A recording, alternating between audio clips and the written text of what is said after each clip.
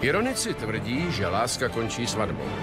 V případě Anety a Jana však láska skončila těsně před uzavřením manželství přímo před oltářem. Problém byl v tom, že se ženich na svatbu jednoduše nedostavil. A jak to nesla nevěsta? Po hodině marného čekání omdlela a vzbudila se až v nemocnici s fatálními zdravotními následky. Dnes žádá od svého ženicha neženicha velké odškodné.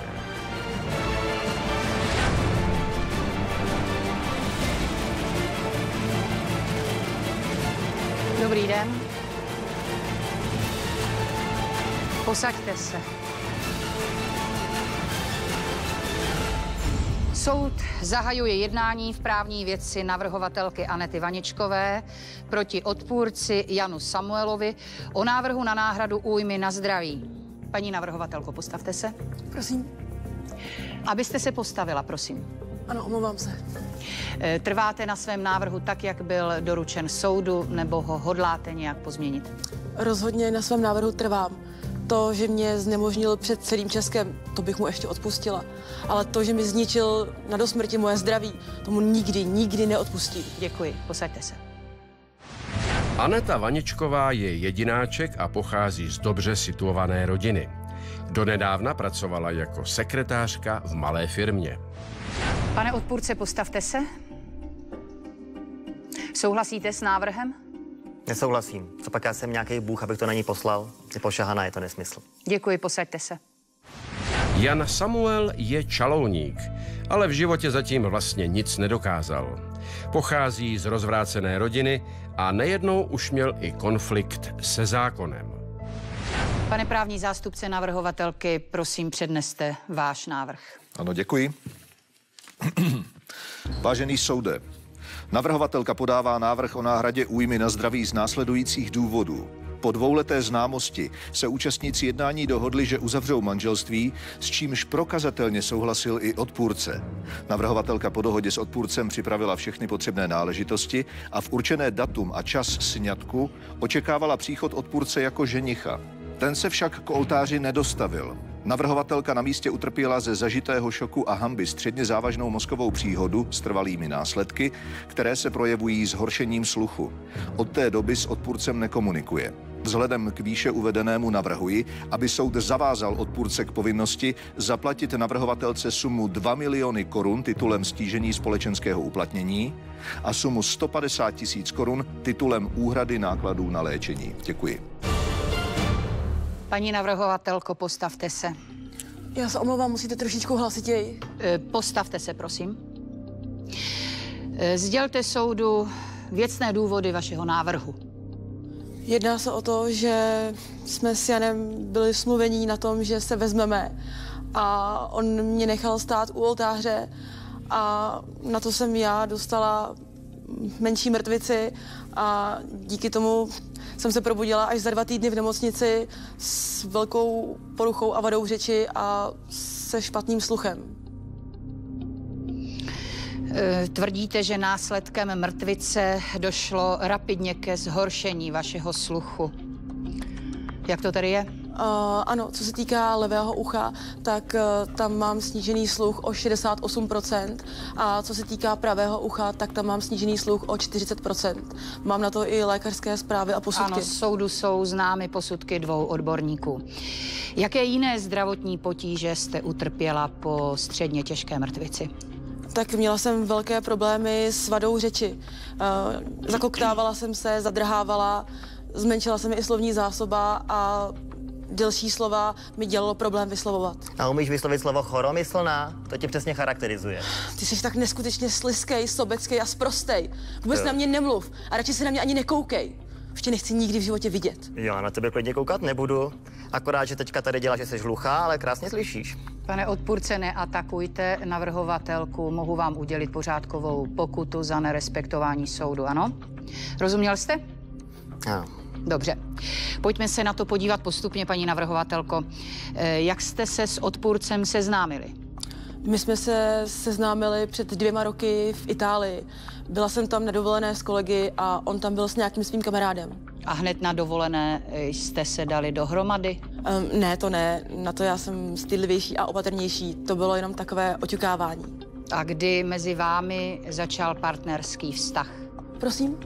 Kdy mezi vámi začal partnerský Tě nedělej vztah? hluchou, to je Vůbec na mě nemluv. trapný. Jsi sprostej lhář, hnusný podvodník. Ale Vůbec na mě nemluv. Slyšíš?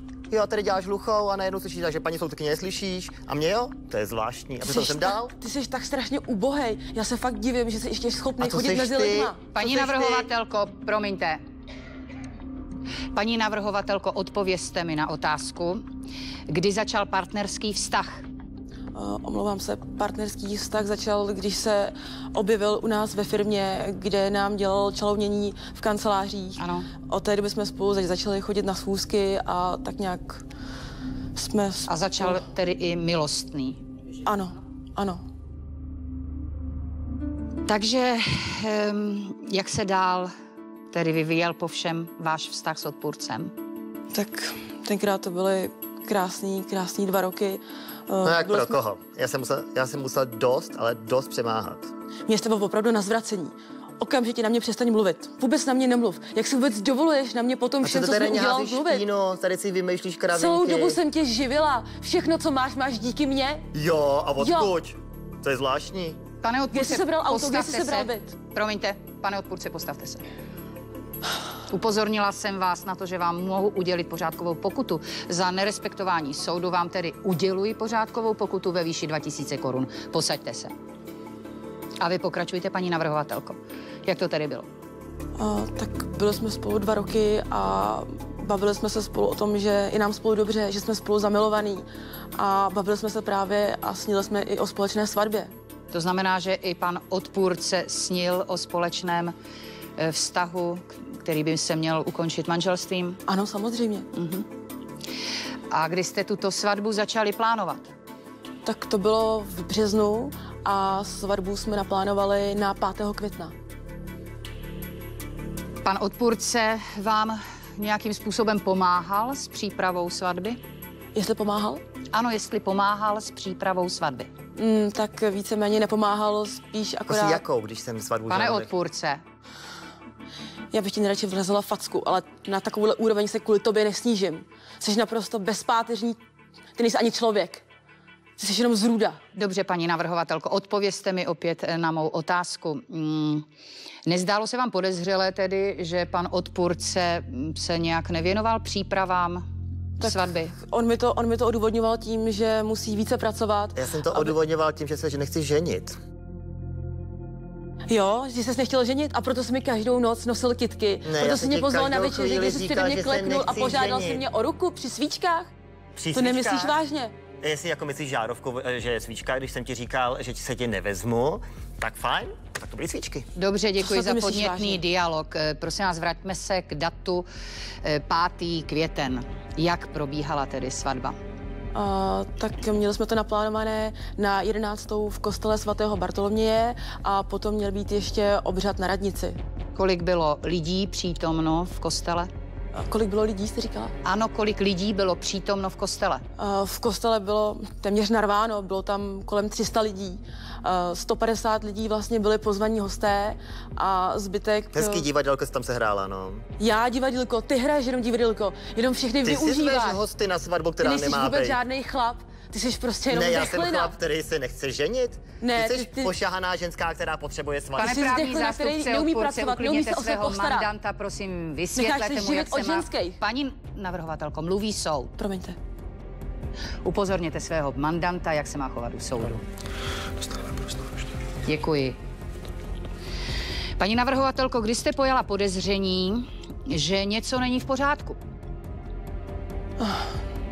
Tak čekala jsem na něj už celá spocená, nervózní. Bylo 11:45, půl 12, 3/4 a on stále nikde. Snažila jsem se mu Pokoušela volat. jste se s ním kontaktovat Ano, telefonicky? Ano, nejenom já, ale i ostatní jsme se mu snažili telefonovat, ale telefon měl vypnutý a až ve 12 hodin mi od něj přišla SMS-ka. Co bylo jejím obsahem? Jenom strohý, sorry, nepřijdu. Nic víc. Tak zatím to soudu stačí. Pane právní zástupce odpůrce, prosím, předneste váš návrh.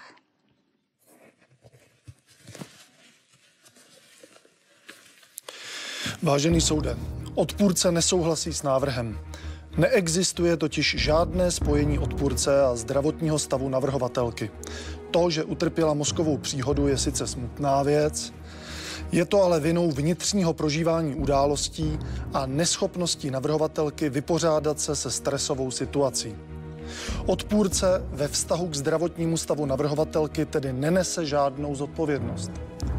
Vzhledem k tomu navrhuji soudu, aby návrh v celém rozsahu zamítl jako nedůvodný. Pane odpůrce, postavte se. Nyní máte prostor se vyjádřit k vyslechnutému návrhu. Tak já samozřejmě nesouhlasím, tady by spíš měl být nějaký psychiatr, protože to jsou výplody chorý mysli. Já jsem si ji nikdy vzít nechtěl. Nikdy jsem jí svatbu nesliboval. Proto si mi klečel u nohou, proto si přišel za mým tátou, kterýho si osobně požádal o moji ruku a já jsem tě obrovskou kyticí. Jo, kytici, opravdu. Ty jsi klečela, frajerko. A já jsem ti řekl, že tě nechci. Ano, já jsem klečela, ale ty si potom no, vidíš, už to máš ho, děvenka v tom má vzal si mě na večeři. Jo. Všude byly svíčky a klepnul si přede mnou. No, tak svíčky tam možná dala ty. Růže, ty si to nepamatuješ? No, tak klečela si ty. Prosím vás, uklidněte se obě strany, ano. Pane odpůrce, vy jste nikdy o svatbě s navrhovatelkou předtím nemluvil? Nemluvil. Maximálně si mi říkal, že se ženit nechci, tak to jsem se s ním o tom bavil. To není vůbec žádná pravda. Lžeš a vymýšlíš si. Jsi neschopnej. Možná ty svý chorý mysli jako věříš těm svým výmyslům, ale opravdu ne. Jasně. Proto si mi každý den nosil dáreček, proto si sliboval, že budeš úžasný, vzorný manžel. Ježíš, sliboval tak jsem ti přinesl čokoládu, to je jako by chtěli koupit psa, aby jsme trénovali, že se budeme starat o dítě. Tak to si asi budou brát, všechny děti se budou brát, když se dávají čokoládu, no to je super. Dobře, uklidněte se opět, ano. Prosím vás, paní navrhovatelka na vás potom přestala naléhat, nebo jak to pokračovalo dále? Ne, ona nalíhala pořád. Ona už od svatby začala mluvit od té chvíle, co jsme spolu začali spát, jako týden potom. Jako, připadá vám to normální? Mě teda ne. Ty nejsi normální. Já jsem za tebe od začátku našeho vztahu normální. Všechno platila. No, všechny dovolený, všechno oblečení, všechno, co máš na sobě, jsem ti koupila jenom já. Paní navrhovatelko, promiňte, vy už jste svůj prostor měla. Já teď mám vedu výslech s panem odpůrcem. Pardon. Prosím vás, paní navrhovatelka ale vzala vážně přípravu na svatbu. Ani tehdy jste neměl potřebu jí nějakým způsobem říct nebo jí upozornit na to, že... Promiňte, já dokončím otázku, že by se měly přípravy na svatbu ukončit? No ono to asi vzniklo tím, že ona té svatby pořád mlela. Furt. A já jsem jenom tak plácel, že jestli tu svatbu tak chce, tak ať si ji zorganizuje. Já jsem to myslel ze srandy, nikdy jsem to nemyslel vážně. Já jsem opravdu netušil, že ona má takovou chorou mysl, že to nepochopí. A to ti nepřišlo vůbec divný, že jsi byl s mým tatínkem nakupovat alkohol na tu svatbu? Já se omlouvám, ale alkohol se nepije jenom na svatbě, tak jsme jeli prostě na Moravu koupit víno. Tam jedete a no to jsem nevěděl, to si možná věděla ty. Dobře, prosím obě strany, aby emoce udržely na uzdě. Prosím vás, vy jste oznámil tehdy paní navrhovatelce, jak to se svatbou zamýšlíte, ano, nebo? Několikrát jsem to oznámil. A ona vždycky jako zasmála, že mám zvláštní smysl pro humor a že proto mě miluje. Ty jsi se rozbrečel, když jsem tě já požádala o ruku. Řekl si, že mě budeš no tak na možná rukou neštěstím, jo, ale možná brečení jsem nevěděl. A tady úplně neskutečně lžeš. Pane právní zástupce, uklidněte si svou mandantku, ano? Každopádně navrhovatelka utrpěla šok. Prodělala následně mrtvici a měla zdravotní komplikace. Můžete mi říct, jestli aspoň tohle to vás někdy zamrzelo? Tak jako samozřejmě já nikomu nepřeju nic špatného a už vůbec ne jí. Ano. Ale já s tím nemám nic společného. Ona prostě nezvládá psychický nějaký svý návaly. Já s tím nemám opravdu nic společného. Mrzí mě to, že je špatně, ale není to moje vina. Děkuji, to soudu stačí. Pane právní zástupce navrhovatele, máte otázky na odpůrce? Ano. Děkuji. Tak, prosím. Mohu vás poprosit? Pane odpůrce, já o vás vím, že vy jste čalouník. Máte živnost? Ano, jsem střední podnikatel. Jak se vám daří v podnikání? Tak není to žádná sláva, teďka lidi šetří, ale prostě jde to. Ano, skutečně podle informací, které jsem si zjistil, jste loni přiznal příjem 250 000 korun nebo tak kolem a to na měsíc vychází jenom kolem 20 000, vidíte. Jo, ale přesto vlastníte dvoupokojový byt, vlastníte osobní auto a celkově si žijete tak nějak nad poměry. Kde na to berete, prosím vás?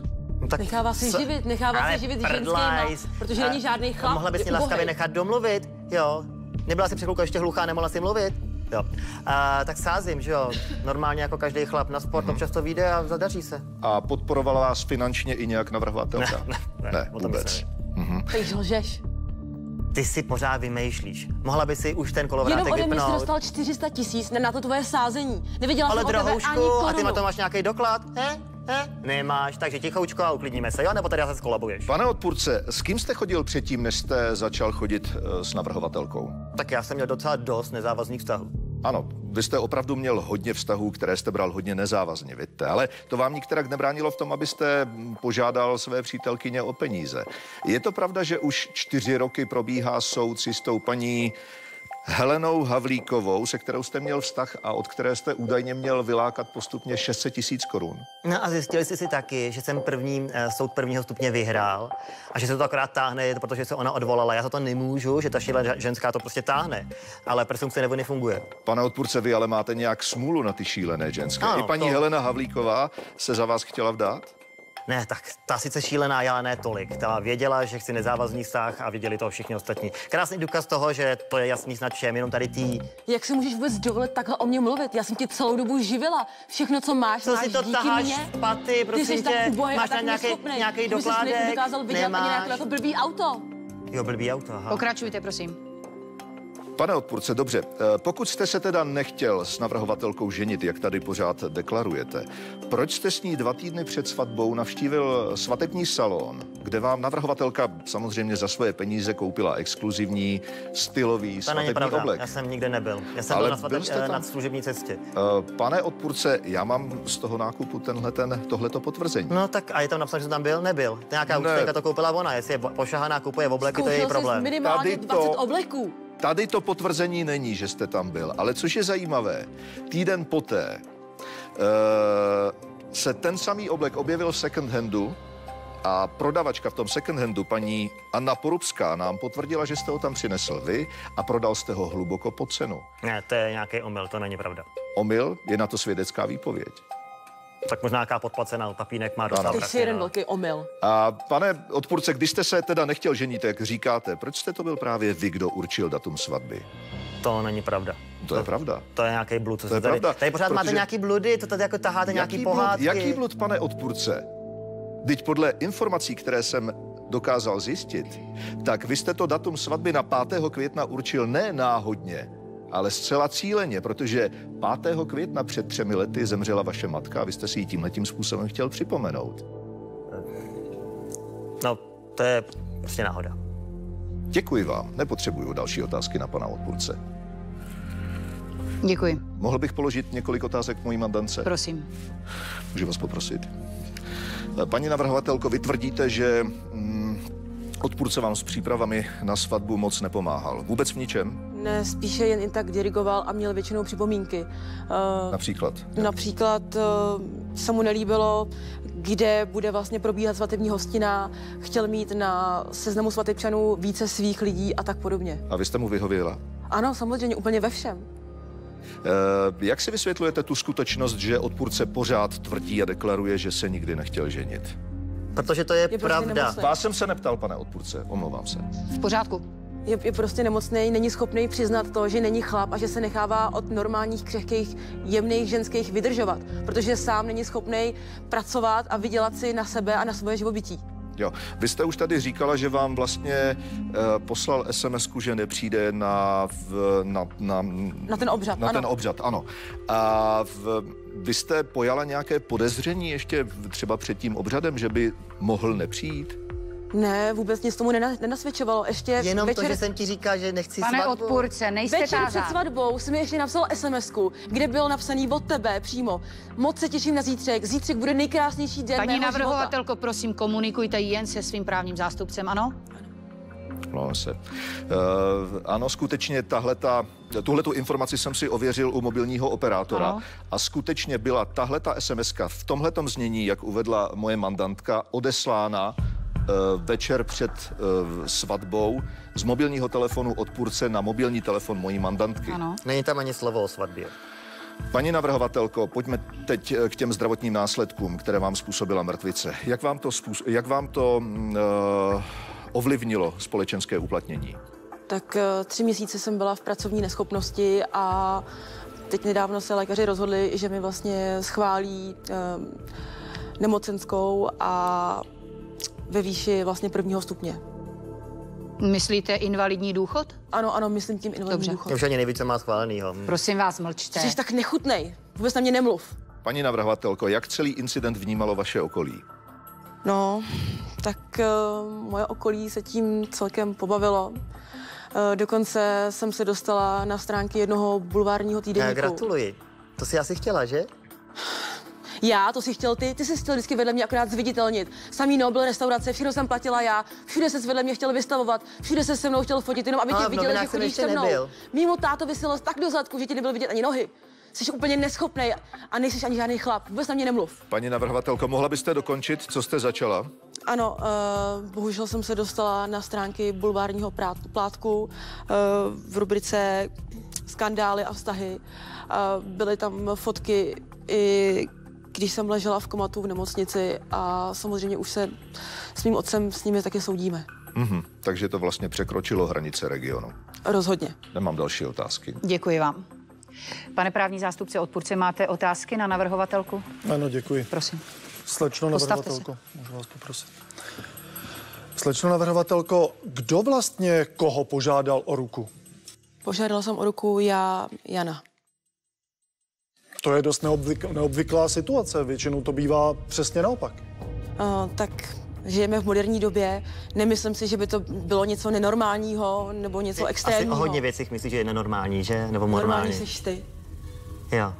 A prostě já jsem víc citlivější, takže jsem to vyjádřila za nás, za oba dva. Ale když jsem to Janovi řekla, tak byl nadšený a byl šťastný a byl rád, že jsem se já takhle vyjádřila. Já jsem ti řekl, že se nechci ženit. To je nadšení? Ty jsi mi nic takového nikdy neřekl. Tak to si asi Ty už měla jsi se rozbrečel, když jsem tě požádala o ruku. Dříve, děvenko. Ty jsi normálně rozbrečel. Pane právní zástupce, uklidněte si svého mandanta a veďte výslech s navrhovatelkou, prosím. Vy jste řekla, že jste citlivější. Já bych řekl spíš, že jste přecitlivěla. Není to pravda? Ne, to rozhodně pravda není. Námitka, to je nepodložené tvrzení. Přijímám, můžete podpořit svoje tvrzení? Ano, mohu, protože ještě v době, kdy zde navrhovatelka studovala v kolínském gymnáziu, tak došlo k situaci, kdy utekla v pláči ze třídy, že jí tam šikanují, ubližují. Je to pravda nebo není? Říkal jsi, že mě tam šikanovali a ubližovali? Vy jste to tvrdila. Já jsem vám to špatně rozuměla. Ještě jednou. Když jste studovala na gymnáziu, tak jste v slzách opustila třídu. Je to pravda nebo není? Tak to pravda je, ale to byla samozřejmě puberta, z toho už jsem dávno vyrostla, tak to se stává. No nezdá se, že jsi z ní vyrostla, děvenko. Z tebe vyrostu, ty jsi tak nechutnej, že se mi z tebe zvedá žaludek. A proč jsi mě teda chtěla brát, když jsem tak nechutnej? Protože jsi za mnou les, protože Prosím vás, pane právní zástupce, pokračujte a vy se utište, ano, odpovídejte jenom právnímu zástupci odpůrce. Děkuji. Říkáte, že jste byla ještě mladá, ale potom jste nastoupila později do zaměstnání a i tam jste měla problémy. Tak nelíbilo se mi zaměření té společnosti a byli tam samí kariéristi. Takže to je vaše vysvětlení. No, já tu mám, a je tento dokument už součástí spisu, já tu mám pracovní posudek z pražské firmy, ve kterém se přímo říká, slečna Vaněčková nezvládala pracovní zátěž a ani mírně stresové situace. Obávala se běžných profesních konfrontací s kolegy, byla plačtivá a měla neustále pocit, že jí někdo chce ublížit. Tak toto je pražská firma Kontro, která vypracovala tento posudek na vaši psychiku. A mlčíme. Tohle ani nemá cenu se snad vyjadřovat. No prosím, vyjádřete se k tomu. Nic takového se tam nedělo. Já jsem měla za půl roku z té firmy odcházet a měla jsem nastoupit v jedné zahraniční firmě, kde jsem měla být na postu vedoucí oddělení. A to určitě máte snad vyjádření o té firmě ve zprávách. Papínek zařídil, že? Ne, žádný papínek. Mě nikdo nic zařizovat nemusí. Já nejsem taková nula jako ty. Ale ve finále jste nastoupila přesně do firmy, kterou vlastnil velmi dobrý přítel vašeho otce, kde jste pracovala jako druhořadá sekretářka na poloviční úvazek. Takže váš návrh, který jste sem k soudu podala, že máte stížené pracovní uplatnění a že jste finančně díky tomu bita, no tak ten se nezakládá na pravdě. To tedy zakládá. Já jsem byla 3 měsíce v pracovní neschopnosti. Byl mi schválený i částečný invalidní důchod. Tak kdyby mi asi pro boha nic nebylo, tak proč by mi lékaři a doktoři tady to schvalovali? No a tak tady evidentně ti něco je, že jo? Ale jako co s tím má je mi společného zle já? z tebe. Eh, Je mi z tebe hrozně zle, je mi z tebe na nic. Jo, to je skvělý, no. Dobře, pojďme z pracovních vztahů do vztahů osobních. Chtěl bych se vás zeptat, kolik vážných známostí jste za život měla? Tak moc vážných známostí jsem neměla, já jsem v tomhle směru taková trošku opatrnější. Ano, a není to tak, že jste měla ve své podstatě jenom jednu jedinou vážnější známost? Tak je pravda, že opravdu jedna vážnější, více vážnější tam byla. Byla jenom jedna. Nemluv na mě. Dobře, já se zeptám, byla jenom jedna? Ano, byla. Ano. Byl to jistý Lukáš Král, se kterým jste nějakou dobu měla velmi silný poměr, byste asi řekla vy, ale ten člověk se s vámi také Pardon, v určité... já vám nerozumím. Že Špatně jste- slyším a mluvíte dolů, já vám nerozumím. Omlouvám se. Byl to jistý Lukáš Král, který se s vámi rozešel. Je to tak? My jsme se rozešli společně, protože už jsme neměli jakoby společnou řeč. Už jsme si spolu tolik nerozuměli. A nebylo to tak, že ta společná řeč byla z vaší strany tlak na pana Krále, aby si vás vzal, a z jeho strany snaha se z té situace dostat? Nebylo to tak, že jste ho tlačila do svatby? Ne, já jsem nikoho do svatby rozhodně netlačila. Ale...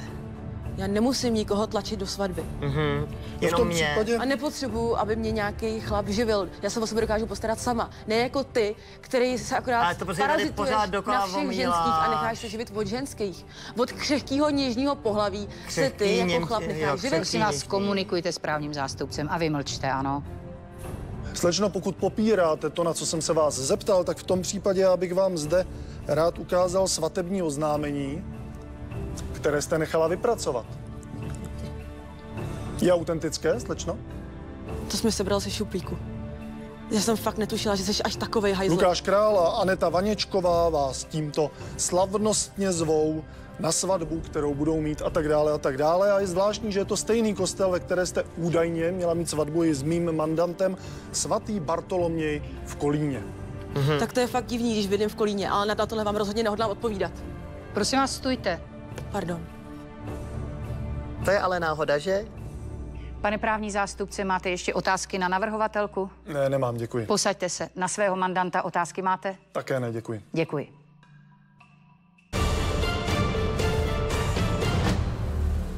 Soud pokračuje v dokazování výslechem prvního svědka.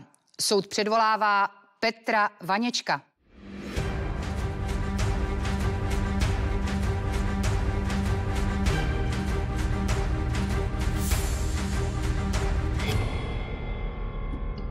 Dobrý den. Dobrý den.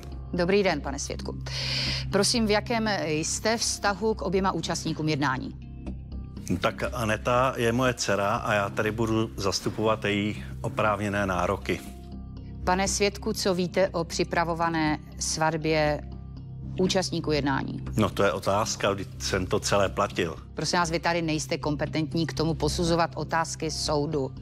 Rozumíte? Rozumím. Dobře.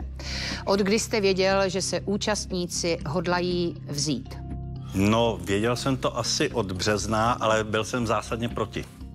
Pane právní zástupce navrhovatelky, máte otázky na svědka? Ano, mám, děkuji. Tak prosím. Pane svědku, proč jste byl proti uzavření sňatku mezi vaší dcerou a odpůrcem? No tak myslel jsem, že pan odpůrce Čalouník by nebyla dost dobrá partie pro mou dceru. No jo, on každý hod nemá štěstí, že jsi v 90. letech nakrat, že? Ale co to povídáš, ty jsi byl vždycky vůči mě tak servilní a teď mi tady budeš obvinovat, že já jsem zloděj, že jsem něco ukradl. Ty? No tak když mě vy obvinujete z toho, že jsem podvodník, tak já se bráním. Ale já si vlezu do té tvý dílničky čalounický, vemu si tam to seno, co cpeš do těch křesel, nacpu ti ho do huby. Tati, prostě uklidně se. Ty ses měla uklidnit, když jste byli v Itálii tady s tímhle a dali jste se pak dohromady. To by stačilo, pane svědku, uklidněte se. Pane právní zástupce, pokračujte. Pane svědku, kdy vám vlastně vaše dcera představila odpůrce?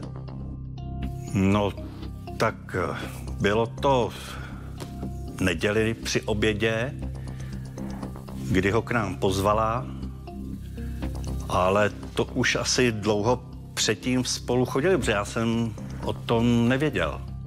A jaký na vás odpůrce udělal dojem, když jste se setkali u toho obědu? No byl takový jako strašně, já bych řekl, podlézavý, vlezlý, až jako bych řekl, takový jako nebál bych se říct úlisný. No, tak. A jak jste na to jeho pochlebování reagoval? No tak, abych pravdu řekl, tak já jsem z toho svého podnikání zvyklý na chování takových lidí, že vždycky, když něco potřebují, tak se chovají přesně takhle, jako pan Koukám, odpůrce. že si tady ty pohádky vymýšlíte oba, co? Rozumím. Začal jste se pak s odpůrcem osobně stýkat i častěji? No tak setkávali jsme se v rámci třeba nedělních obědů, kdy k nám přišel, tak jsme spolu promluvili. A dokonce jednoho dne, což jsem vůbec nevěděl, jsem zjistil, že je taky myslivec jako já a dokonce mě pozval na lov, a na který bohužel jsme spolu nešli. Proč jste na něj nešli spolu? No to bylo taky jeho takové zvláštní chování, že se pořád z něčeho omlouval, vymlouval, že jede na služební cestu. Čalouník na služební cestu, to jako... No to mám jako ty štokrle dělat jenom v mojí ulici? Měl zase lovit nějaký nebojí oběti, který by ho živili. A ty jsi Přesně taky tak, nebohá tak. Nic jiného oběť. neumíš. Nebojí To mě oběti taky loví tvůj otec, když posledně chodí mi to dělat napadlo. myslivce. Přesně, tohleto. Jo, skvělý, no. Takže vy jste pojal nějaké podezření, ale já mám pocit, že si vás nakonec odpůrce vlastně získal svým chováním. Samozřejmě, jak byl takový, jako postupně časem se vyvíjela jeho ta vlezlost, taková ta Co servilnost. to tady otáčíte? Já jsem byl mu to jenom všechno slušnej. uvěřil, protože se staral o můj Anetu jako relativně, což dneska vidím, že to bylo dělaný cíleně a promyšleně. Denně jí kupoval nějaký drobnosti, sice drobnosti, ale kupoval a měla z toho radost. Každý den mi nosil to kytku se nedá čase. zapřít, zase to uměl. Myslíš tu pampelišku, to jsem uškop na louce, že to je kytka? Aha, tak jo. Kdybych jenom tušil, že blbá pampeliška ti pošahá mozek, tak se na ní vykašlu. Ty nejsi vůbec normální. Příště ti přinesu kopřivu a ošvihám ti ksich. Prosím vás, uklidněte se. vůbec Tady je dovoluješ? výslech svědka, ne vás dvou. Vy už jste svůj prostor měli, prosím, pokračujte. Pane svědku, když jste se pak dozvěděl, že se vaše dcera bude vdávat za pana odpůrce, překvapilo vás to?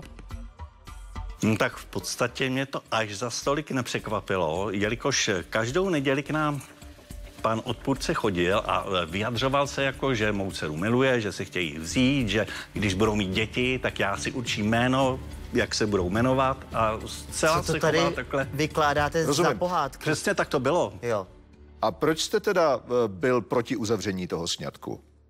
No tak jednoho dne mě pan odpůrce požádal o půjčku 300 000 korun, kterou jsem mu tedy poskytl, no ale v zápětí se ukázalo, že ji nějakým způsobem nehodlá vracet, tak jsem ho upozornil, že když mi ji nevrátí, tak nebude žádná svatba. A věděla vaše dcera o příčině vašeho odmítnutí? No, nevěděla, že jsem mu tu sumu půjčil, ale zároveň já jsem nevěděl, že moje dcera mu půjčila taky obrovskou sumu. A proč jste teda nakonec s tou svatbou souhlasil? No, dopadlo to tak, naštěstí tady pro něj, že mi uvedenou sumu vrátil. A jakým způsobem vám ji vrátil? Bylo to v pořádku?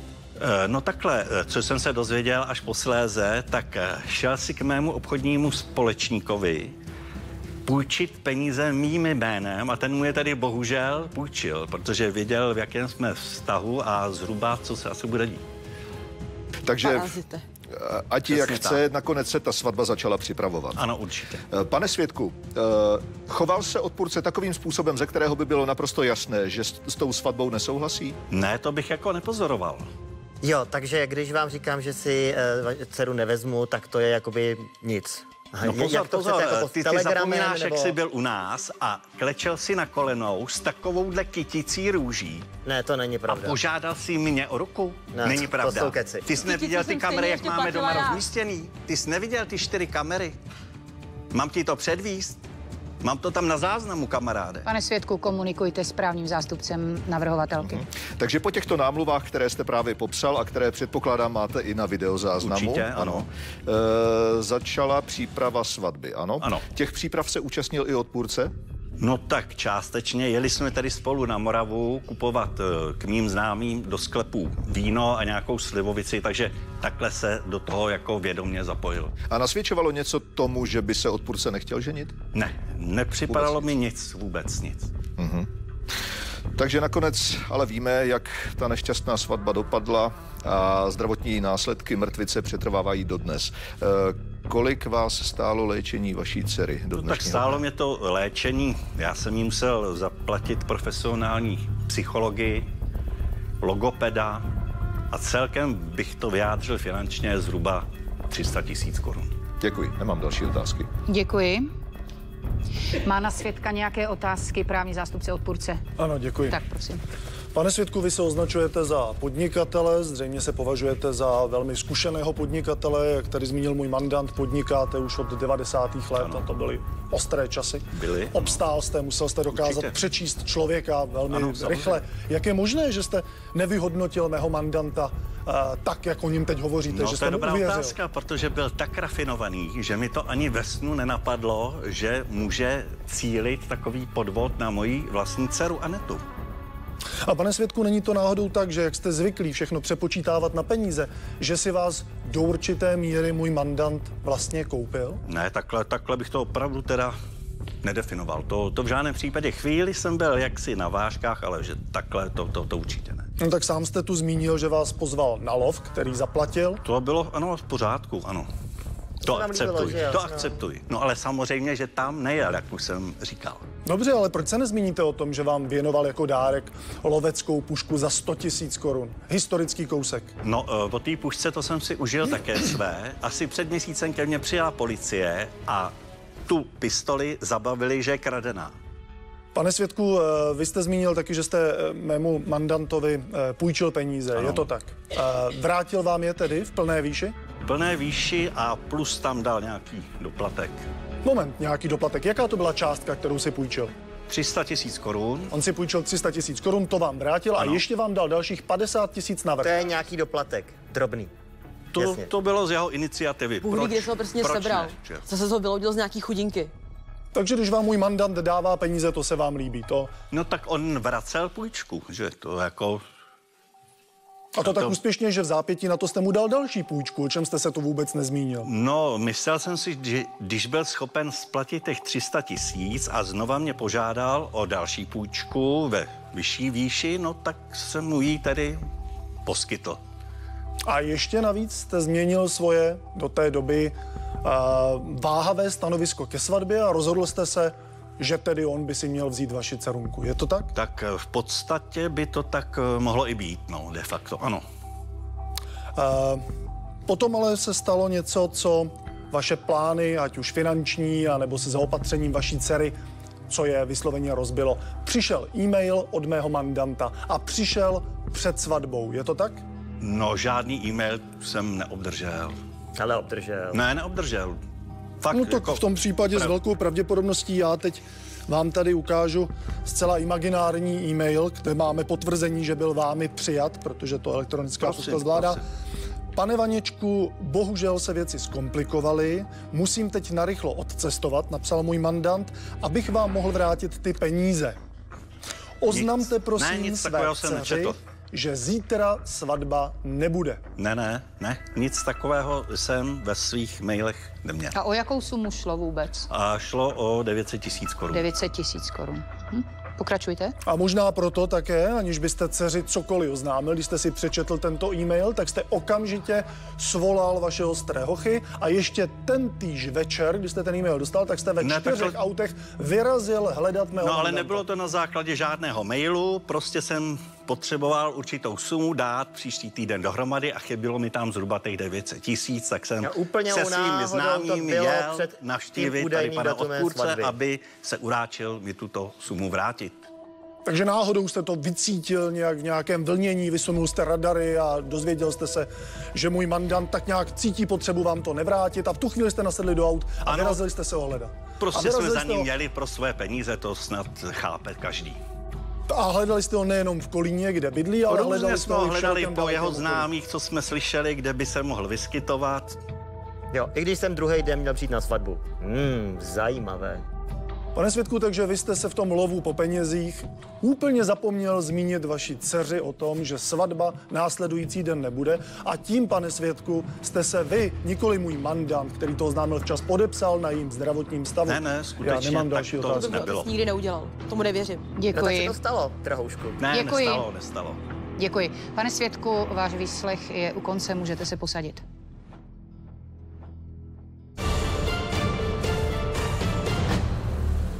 Soud předvolává dalšího svědka, Libora Stálého.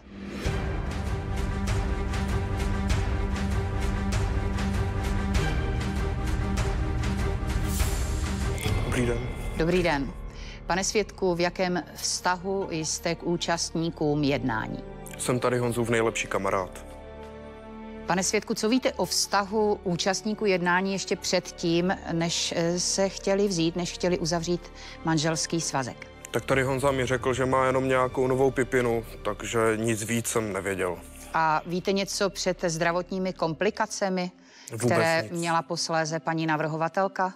Vím, že pouze se chovala nemístně a uháněla tady Honzu. Pane právní Jsem zástupce, nikoho odpůrce, je to váš svědek, prosím, můžete vést výslech. Ano, děkuji. Prosím. Pane svědku, jak jste to myslel, když jste zde navrhovatelku nazval pipinou? Tak u Honzy jsou pipiny ženské, se kterými se chce jen užít. Proto jsem byl hodně překvapený, když jsem tady tu viděl. V jakém smyslu překvapený? Se na ní podívejte, není to žádná sexy kost, ale obyčejná šedá myš, takže to pro Honzu byla nejspíš obyčejná dilina. Co jsi do prdele vůbec dovoluješ takhle o mně mluvit? To tak Paní se mnou navrhovatelko, To tak važte se mnou slova. mluvíš. Já se omlouvám. Vulgarizmy, prosím. Já se V omlouvám. soudní síni nestrpím. Pane svědku, opět se musím zeptat, ve vašem podání dilina znamená? Jen ženské, které prostě oblbnete. Takže můj mandant začal chodit zde s navrhovatelkou proto, protože bylo snadné ji oblbnout. Ne, to jsme si špatně rozuměli. Honza byl s ní velice spokojený, protože měla peníze. Tak Aby ne. prostě jenom využil situace a však co? Ženské to dělají také. Proč by to nemohl občas udělat i chlap? Budiž, nebudeme teoretizovat o vztazích mezi mužem a ženou. Vy jste se setkal osobně zde s navrhovatelkou? Určitě. Chodili často do Nobel podniků, takže já jsem se tam občas nachomejtnul, jakože náhodou. A jak na vás působila? Upřímně, Pane Takže- svědku, prosím. Občas jsi tam nachomítl, občas, a taky jsem všechno platila já. mluvím na za tebe, něj i za nemluv tebe. na mě. Já si tady vůbec dovoluješ mě nazvat takovýma odpovídám slovama? právní zástupci. To je, Prosím tě. holčičko, to jsou holá fakta, že jsi Pane odpůrce, odpusťte si vulgarizmy zde v této soudní síni, ano? Pokračujte, Já se prosím. svého mandanta omlouvám. Pane svědku, dalo by se říci, že zde navrhovatelka podle vás byla velmi přecitlivělá osoba? Tak určitě se na ní podívejte. To byly samé sladké slova, ze všeho byla nadšená, všemu se těšila. To bylo jenom, to je krásňoučké, to je miloučké, to je trapné. Jsme se seděli na terase, tak šla kolem jednooká kočka.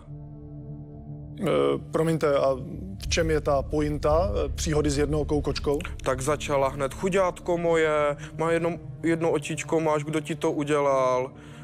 To je ubohé. Potom šla na hajzl se vychcat, tak jsem tu prašinu černou kopl do květináčů a byl konečně klid. Ježíši Kriste. Pane se zase hroutí. Pane svědku, pojďme tedy raději se přesunout k jiným otázkám, než jsou jednooké kočičky. Svěřil vám můj mandant, že si chce zde navrhovatelku brát? Ano, samozřejmě. Taky jsem se u té historky málem dochcal smíchy. Když mi Nás, vyprávěl... pane svědku, vyjadřujte se. Omlouvám slušně. se. Když mi vyprávěl, že před ním klečela a prosila, aby si ji vzal. Samozřejmě, že ji odmítl. Vidíš, každému je jasný, že klečet před chlapem a žádat ho o ruku je kravina. A ještě Samozřejmě. větší kravina je neslyšet, že tě odmítne. Ještě větší kravina je projevit city před takovou kreaturou a takovým zvířetem, jako seš ty. Ukončete Jste svůj oba stejný. dialog. Pane právní zástupce, pokračujte. Pane svědku, byl jste osobně u toho, když řekl zde navrhovatelce můj mandant, že se nechce ženit? Ano, bylo to asi tak 2 dny před svatbou, byli jsme s Honzou v baru, popíjeli jsme. V tu přišla tady ta, a že ho bere dom, aby byl na svatbu čerstvý, jako, tak prostě on za měl už něco popité. Tak jí na rovinu řekl, ať teda táhne Pane svědku, prosím vás, váš slovník je naprosto nepřijatelný v soudní síni. Tohle to nebudu trpět. Uděluji vám pořádkovou pokutu 5 000 korun, ano? Děkuji. Takže... Pokračujte, prosím. Se omlouvám, už se trošku bojím ptát, ale ještě jednu otázku, jak na to zde navrhovatelka zareagovala? Ona se chovala, jak kdyby tomu vůbec nerozuměla.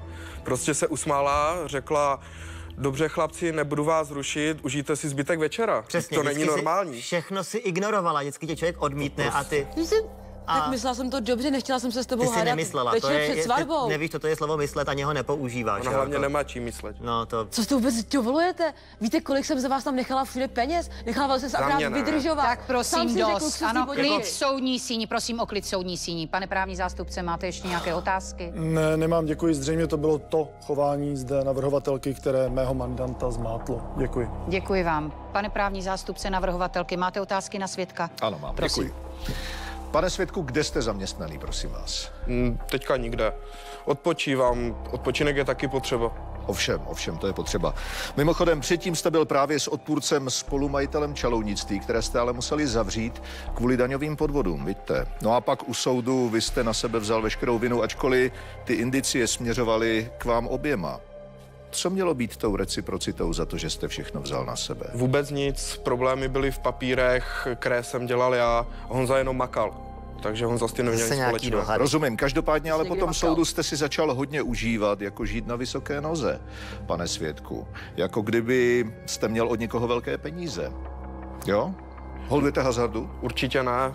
Mně se v takových věcech nedaří, nerozumím tomu a nechci prohrát své Ano, peníze. a odpůrci se v hazardu daří? To netuším. Já jsem s ním do kasína nechodil a jak říkám, nechci přijít o veškeré své úspory a majetek. Vy jste s ním nechodil do kasína. Dobře. Pane svědku, využíval odpůrce vztah s navrhovatelkou proto, aby vykryl své ztráty z hazardu?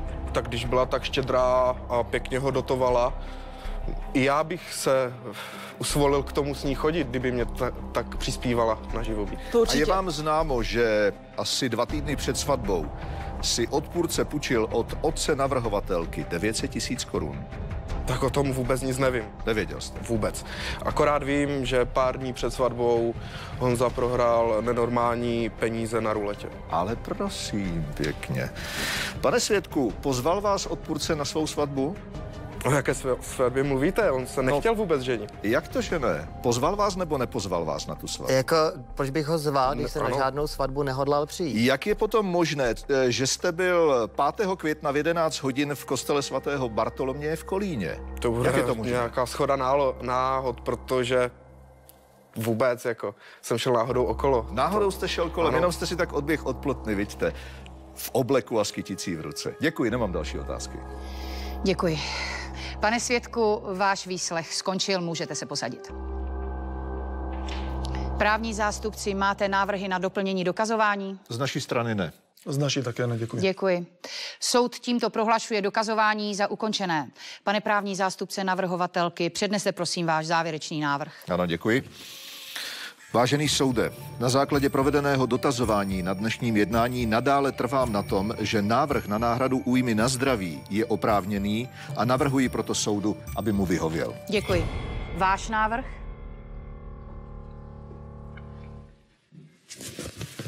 Vážený soude, trvám na tom, aby soud tento návrh zamítl, protože během dnešního jednání se prokázalo, že neexistuje žádné přímé spojení odpůrce a zdravotního stavu navrhovatelky a uvedená onemocnění jsou jen následkem dlouhodobé psychické lability navrhovatelky. Děkuji. Děkuji. Soud rozhodne. Přítomní, vstaňte. Jak rozhodne soudkyně Barbara dnes? Dozvíte se už za chvíli. Nepřepínejte. Soud jménem České republiky vyhlašuje rozsudek. Ve věci navrhovatelky Anety Vaněčkové a odpůrce Jana Samuela o návrhu na náhradu újmy na zdraví soud ukládá odpůrci povinnost zaplatit navrhovatelce náhradu újmy na zdraví částkou 130 000 korun titulem úhrady nákladů na léčení a částku 1 000 000 korun titulem stížení společenského uplatnění. Žádný z účastníků jednání nemá právo na náhradu soudních výloh. Soud skončil, můžete odejít. Pro Jana Samuela nastaly opravdu těžké časy. Hned po jednání utekl do svého bytu, aby se zbalil a odjel z Česka. Tam ho však čekali dva neznámí muži a Jan dostal pořádnou nakládačku. Následky? Zlomená sanice a prasklé oba ušní bubínky. Aneta se opravdu odstěhovala do Prahy a momentálně má nový vztah s mužem na vozíčku. Zlé jazyky tvrdí, že chodí s vozíčkářem proto, že jí od oltáře přece jen hůř uteče.